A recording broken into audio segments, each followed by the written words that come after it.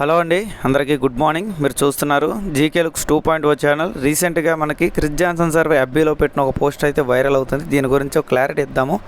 దాంతోపాటు ప్రజెంట్ ఉన్న సిచ్యువేషన్లో ఆన్ పేస్లో మనకి ఆటోమేటిక్ ట్రాఫిక్ సిస్టమ్ అని చెప్పి గతంలో యాష్ గారు చెప్పారు కదా, ఆ విధంగానే మనకి విక్టరీ విత్ యాష్లో కూడా ఆటోమేటిక్ సిస్టమ్ ఇస్తారా లేదా, అంటే ఆటోమేటిక్గా మనకి ట్రాఫిక్ ఫ్రీగా కంపెనీ ఇస్తుందా లేదా అనేది మాట్లాడదాం. ఈ రెండు కూడా మేజర్గా అందరికీ వచ్చే డౌట్స్ మాట. ఎందుకంటే గతంలోనికి దీనికి లింక్ ఎలా పెడుతున్నారు అనేది మనం ఇక్కడ మాట్లాడితే ఒక క్లారిటీ వస్తుంది. ఓకే, కాబట్టి ఇటువంటి ఇన్ఫర్మేషన్ మీకు ఎవరు చెప్పరు. కాబట్టి మన వీడియోకి లైక్ చేయకపోతే లైక్ చేయండి, నాకు కూడా మోటివేషన్ ఉంటుంది.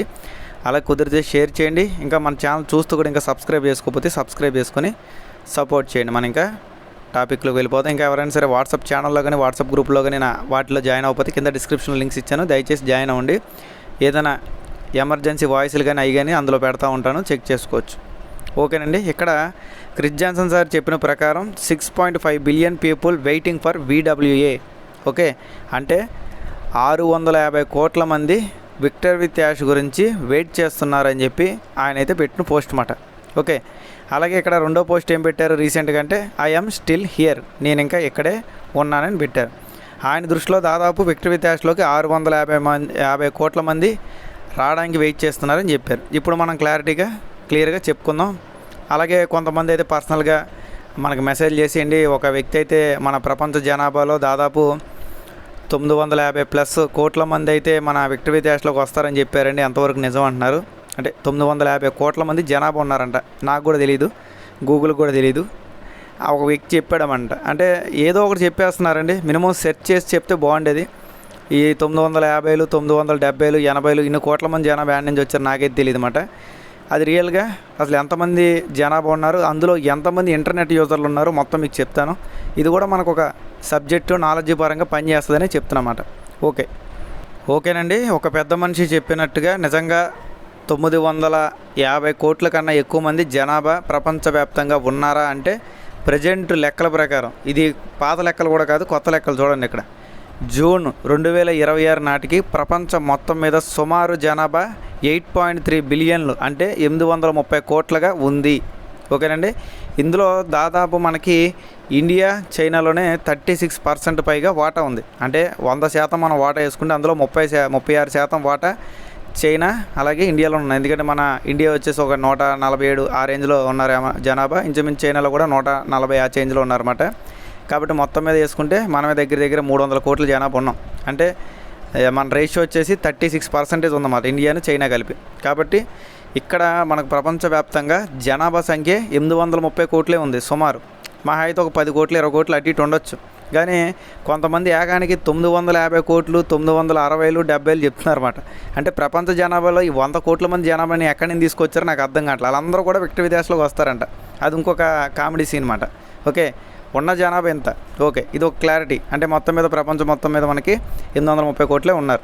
దీంట్లో మనకు అవసరమైంది ఎవరు? ఇంటర్నెట్ వాడేవాళ్ళు కావాలి. ఇంతమంది జనాభా ఉంటే పుట్టిన పిల్లోడు వాడు, అలాగే పండు ముసలోళ్ళు కూడా 90% వాడరు. కేవలం ఎవరికైతే మినిమం నాలెడ్జ్ ఉంటుందో వాళ్ళకి మాత్రమే ఇంటర్నెట్ వాడడం వస్తుంది, వాడతారన్నమాట. కాబట్టి ఈ లెక్కల ప్రకారం తక్కువలో తక్కువ మనకి ఇంటర్నెట్ యూజర్లు ఎంతమంది ఉన్నారంటే ఇక్కడ మీకు ఫోటోలు కూడా వేసాను అనమాట. అందుకే తక్కువలో తక్కువ స్మార్ట్ ఫోన్లు వాడేవాళ్ళు దాదాపు 580 కోట్ల మంది అయితే మొబైల్స్ ఎక్కువ యూజ్ చేస్తారన్నమాట. అంటే దాదాపు జనాభాలో 70% మంది ఎక్కువ మొబైల్స్ యూజ్ చేయడానికి ఇష్టపడతారు. మొత్తం మీద టోటల్గా 612 కోట్ల మంది మాత్రమే ప్రపంచవ్యాప్తంగా ఇంటర్నెట్ అంటే మొబైల్ కానివ్వండి, లేకపోతే నార్మల్గా ఇంటర్నెట్ కానివ్వండి, వైర్ ద్వారా మనం ఇంట్లో కనెక్షన్ పెట్టుకుంటాం కదా, దాని ద్వారా కానివ్వండి ఇంటర్నెట్ వాడుతున్నారు అని చెప్పి చెప్తున్నారన్నమాట. ఇక్కడ క్రిస్ జాన్సన్ సార్ చెప్పింది కూడా అంత పర్ఫెక్ట్ లెక్క ఏం కాదు, జస్ట్ ఆయన కూడా నార్మల్గా చెప్పుంటారు అంతే. ఆయన చెప్పిందని పర్లేదు, 30 కోట్లు 20 కోట్లు అంటే కొంచెం అటు ఇటుగా చెప్పుకోవడానికి బాగుంది. కొంతమంది చెప్పేది ఏకానికి 100 కోట్లు అంతకన్నా ఎక్కువ కూడా వాళ్ళు రాంగ్ ఇన్ఫర్మేషన్ ఇస్తున్నారన్నమాట. అవి ఎక్కడి నుంచి తీసుకొస్తారండి 100-120 కోట్ల మంది జనాభాని? ప్రపంచంలో లేని జనాభాని పుట్టిస్తారా వీళ్ళు? ఓకే, కాబట్టి ఇక్కడ క్రిస్ జాన్సన్ సార్ ఏంటంటే 650 కోట్ల మంది విక్టరీ విత్ యాష్ గురించే వెయిట్ చేస్తున్నారంటే చెప్పాడు ఆయన. బేసిక్గా అసలు విక్టరీ విత్ యాష్ అంటే ఏంటి అనేది ఆల్రెడీ 7-8 సంవత్సరాలు బట్టి ఉన్న మనకే తెలియదు. అలాంటప్పుడు కొత్తగా ఇన్ని కోట్ల మందికి ఎలా తెలుస్తుంది, ఎందుకు వెయిట్ చేస్తారు? ఇలా హైప్ క్రియేషన్ అనేది ఈయన చేయడం వల్లే గతంలో ఆల్రెడీ దెబ్బడ్డాం మనం. ఇప్పుడు కూడా మళ్ళీ అదే హైప్ క్రియేషన్ ఇస్తున్నారు. హైప్ ఇవ్వండి, ఎప్పుడు ఇవ్వాలి? మీ దగ్గర దమ్మున్న ప్రోడక్ట్ వచ్చి మార్కెట్లో మన దానికి ఒక పేరు వచ్చి జనాభా ఆటోమేటిక్గా వస్తేనే దానికి ఒక పేరు ఉంటుంది. ఓకే, అంతేగాని మనమే ఊరు డొప్పు కొట్టుకోవడం వల్ల పెద్ద ఉపయోగం అయితే ఉండదు. కానీ ఏంటంటే ఆయన గతంలో హైప్ చేశారు, ఇప్పుడు హైప్ చేస్తున్నారు. కొద్దిగా హైప్ తగ్గించుకుంటేనే బెటర్ నాకు తెలిసి. ఎందుకంటే ఇన్ఫర్మేషన్ అనేది ఇన్ఫర్మేషన్ లాగే చెప్పాలండి. కన్ఫర్మేషన్ చేసేస్తారు వీళ్ళు. ఎంతమంది వెయిట్ చేస్తున్నారంటే ఎందుకు వెయిట్ చేస్తున్నారు? ఇప్పుడు ఆ దగ్గర ఒక 20-30 లక్షల మంది కూడా జాయిన్ అవ్వాలి మన దాంట్లో. మన లక్షల్లోనే ఇంకా లేవు, అప్పట్లో కోట్లోకి పోయారు వీళ్ళు. ఓకే, దీన్ని పక్కన పెట్టేస్తే ఇప్పుడు జీకే గారికి ఎన్ని కాదండి, మొత్తం మీద మహా అయితే మనకి ఒక 600 కోట్ల మంది ఇంటర్నెట్ యూజర్లు ఉన్నారు, బాగానే ఉంది. మనం మహా అయితే ఒక 6 లక్షలు 7 లక్షల మందే జాయిన్ అయ్యాం ప్రస్తుతానికి. కాబట్టి మరి గతంలో ఆన్పేస్ లాగే ఇందులో కూడా మనకి ఆర్గానిక్ ట్రాఫిక్ కానివ్వండి, ఆటోమేటిక్ ట్రాఫిక్ కానివ్వండి ఇస్తారా అని మనం మాట్లాడుకున్నట్టయితే యాష్ గారు ఒక లైవ్లో, దాంతోపాటు ఒక పాపప్లో ఆయన చెప్పిన ప్రకారం నెక్స్ట్ టైం ఏదైతే వస్తుందో, అంటే ఆన్పేస్ కాకుండా వచ్చింది ఏంటి విక్టర్ విత్యాష్ ఏదైతే వస్తుందో అందులో ఎటువంటి క్యాంపెయినింగ్లు కానీ ఎటువంటి మార్కెటింగ్ కానీ మేము చెయ్యం, అంటే కంపెనీ వాళ్ళు చేయరు. అదంతా ఎవరు చేస్తారు? మనం చేస్తాం. మీరు కానీ నేను కానీ. ఇప్పుడు గతంలో మనకి 10 లింకులు, 25 లింకులు, 50 లింకులు, 100 లింకులు, 1000 లింకులు, ఇప్పుడు అన్లిమిటెడ్ లింకులు, ఇవన్నీ ఎవరికి ఇచ్చారు? మనకి ఇచ్చారు. కాబట్టి కంపెనీ దగ్గర ఎటువంటిది కూడా వెబ్సైట్లో, అంటే థర్డ్ పార్టీ పర్సన్ ఎవరో ఒకడు వెబ్సైట్ ఓపెన్ చేసి అతనికని సొంతంగా రిజిస్ట్రేషన్ చేసుకోలేడు. రిజిస్ట్రేషన్ చేసుకోవాలంటే ఖచ్చితంగా రెఫరల్ కోడ్ కావాలి. మీదో, నాదో, పక్కనోడదో, ఇంకెవరిదో విక్టర్ విత్యాష్లో జాయిన్ అయిన వాళ్ళు రెఫరల్ కోడ్ వాళ్ళకి కావాలి. వాళ్ళు మాత్రమే ఇందులోకి జాయిన్ అవ్వగలరు. గతంలో మనకి ఓఈఎస్లో ఆ సిస్టమ్ లేదండి. ఓఈఎస్ స్టార్టింగ్ స్టేజ్లో ఉన్నప్పుడు ఆ సిస్టమ్ అనేది లేదు. ఎవరైనా సరే వెబ్సైట్లోకి వెళ్ళి రిజిస్ట్రేషన్ మీద క్లిక్ చేసి రిజిస్ట్రేషన్ అయిపోతే ర్యాండమ్గా ఎవరో ఒకరు డౌన్లోకి వెళ్ళిపోయేవాళ్ళు. అది ఆటోమేటిక్గా వచ్చే ట్రాఫిక్ అంటారు. ఇప్పుడు వచ్చే ట్రాఫిక్ ఆటోమేటిక్ ట్రాఫిక్ కాదు, ఆర్గానిక్ ట్రాఫిక్ అసలు కాదు. ఇప్పుడు వచ్చే ట్రాఫిక్ అంతా కూడా మీరు, నేను, ఎవరైతే దీని మీద ఇంట్రెస్ట్ ఉందో అటువంటి వాళ్ళు వేరే వాళ్ళని జాయిన్ చేసుకొని మార్కెటింగ్ చేసి, అంటే మనమే మార్కెటింగ్ చేసి, మనమే బ్రాండ్ ప్రమోషన్ చేసి, మనమే జనాలను జాయిన్ చేసుకోవాలి. సబ్జెక్ట్ మాత్రం కంపెనీ వాళ్ళు చెప్తారు. ఏ రకంగా అంటే ట్రైనింగ్ పరంగా.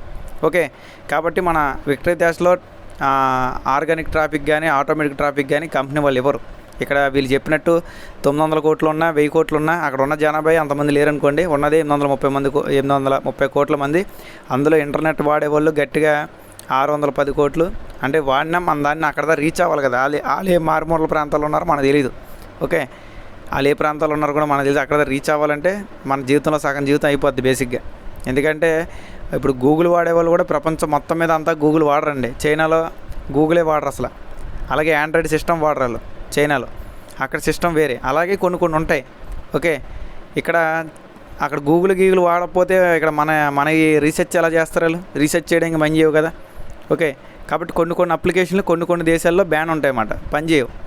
అలాంటి దేశాలకి మనం రీచ్ అవ్వాలన్నా చాలా టైం పట్టే ప్రాసెస్ ఉంటుంది. అది కూడా మన సబ్జెక్టు, మన దాంట్లో ఏం జరుగుతుంది, అసలు ఏంటి విక్టర్ విత్యాష్ అంటే ఏంటని మనకు తెలియాలి.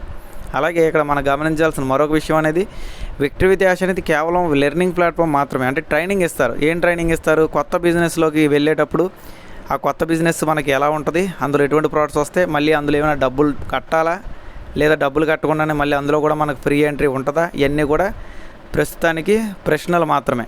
ఓకే, కాబట్టి ఆన్పేస్కి దీనికి సంబంధం లేదని 100 సార్లు చెప్తూనే ఉన్నారు. ప్రజెంట్ మరి ఆన్పేస్ ఉందా లేదంటే ఆన్పేస్ వెబ్సైట్ ఉందండి, అంటే ఓఈఎస్ పనిచేస్తుంది అంతవరకే. ఆన్పేస్ ఎంప్లాయీస్ కానివ్వండి, ఆన్పేస్ సిస్టమ్ కానివ్వండి, ఇది కూడా రన్నింగ్లో లేదు. కేవలం మనకి అప్పుడప్పుడు పాపప్స్ ఇస్తూ ఉంటారు. ఆల్రెడీ మనకు పాపప్ ఇచ్చే 10 రోజుల పైనే అయిపోయింది అన్నమాట. 10 రోజులంటే దగ్గర 15 రోజులు దాటిపోయింది.